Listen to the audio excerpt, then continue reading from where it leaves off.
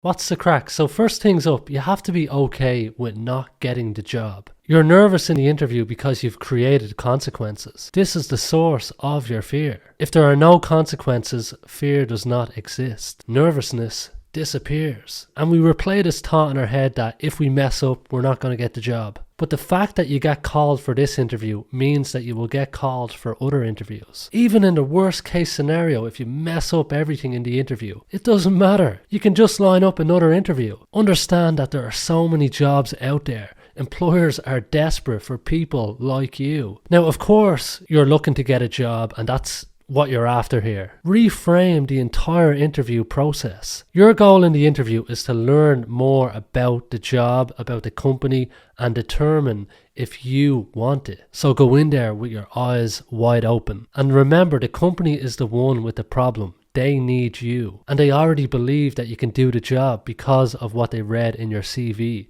So be confident. Now, whatever part of your past you're worried about, you have to meet it head on in the interview. For example, let's say that you have an employment gap in your CV. Here's how you go about it. Put it to the interviewer and say, look, I've been interviewing at a few companies and some employers are seeing the gap in my CV as a negative. But just out of interest, why wasn't it an issue for you? Now you leave the interviewer no choice but to justify why the gap isn't an issue. They're going to qualify you in for the job. So whatever sticky point you have in your employment history, bring it up in the interview, let the interviewer qualify you in and tell you why it's not a problem. And you'll feel far more confident in the rest of your interview. Now you want to make the interview a 50-50 conversation. How you do this is by asking questions after you deliver an answer. So for every second or third answer that you give, throw a question back to them. This will make the interview feel like a conversation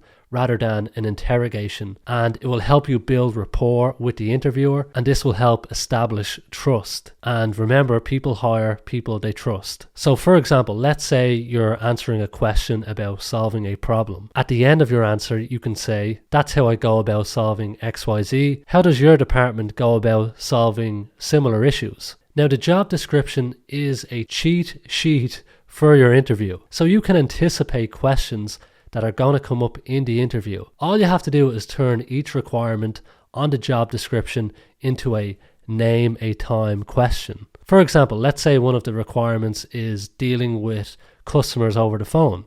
A question you could prepare for would be as simple as name a time when you dealt with a difficult customer over the phone. And then you can prepare your answer for that question and you'll be ready to go. Now, this is the most cliche piece of advice you'll ever hear, but it works. Break out the pen and paper or open up a Google Doc and write out each of your interview answers and practice delivering them out loud. Knowing your answers inside out will allow you to be more present in the interview, and you'll feel far more comfortable when you're delivering the answers. When I was looking for a job myself, practicing my answers out loud to the point where I could say them in my sleep. I could say them backwards, forwards, upwards, downwards, whatever. So when the interviewer was about to ask me the question, I already knew what I was going to say. Highly recommend it. Now, you also want to break the ice with the interviewer, release any tension that's in the room. And how you achieve this is you research the interviewer beforehand, look them up on LinkedIn, see if they're on Twitter, and learn something about them.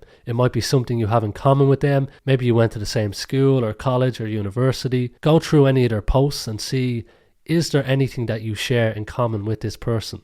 And then bring it up in the interview. And this helps establish trust as well. We want to build that trust, baby. Now, if you're worried about getting a question about an area that you don't have experience in, you can't talk about what you did, but you can talk about how you would do it. So if there's a part of the job description where you feel that you don't really have experience in that area, now mention that you don't have direct experience, but that you do have similar experience. So try and go through your work history and find the areas where the experience is similar but not direct. Then you want to provide evidence of how you can learn things quickly, and then finish off by highlighting your desire to learn. Now, if you get stuck on a question, slow down. Employers don't expect immediate answers. There's no harm at all in pausing and saying, I'm not quite sure.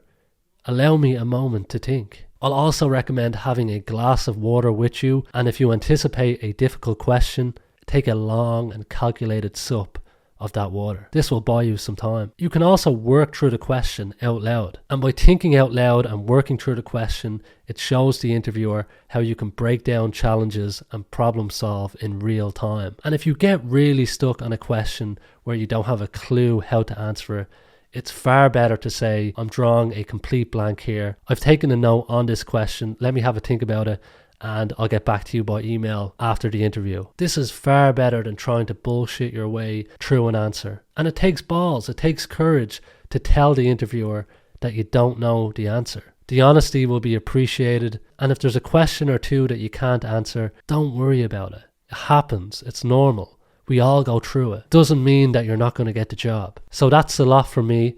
I wish you every success in your interview, and I'm going to be blasting out career advice every week on this channel, so hit that subscribe button and I'll catch you in the next one. Take care.